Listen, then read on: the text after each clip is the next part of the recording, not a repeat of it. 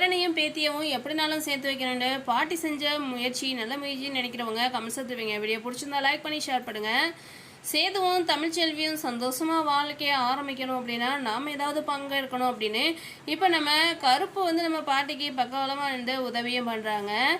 நல்லா நம்ம ராஜாங்கத்துக்கு ஃபேமிலிக்கே பயத்தை உண்டாக்கிட்டாங்க. என் பேத்தி பேரை சேர்த்து வைக்கலைன்னா உங்களை நான் என்ன பண்ணுவேன்னு தெரியாதுன்னு நம்ம பாட்டி போட்ட போட்டில் எல்லாருமா சேர்ந்து நம்ம தமிழையும் சேதுவையும் சேர்த்து வைக்கிறதுக்கு முடிவு பண்ணிட்டாங்க.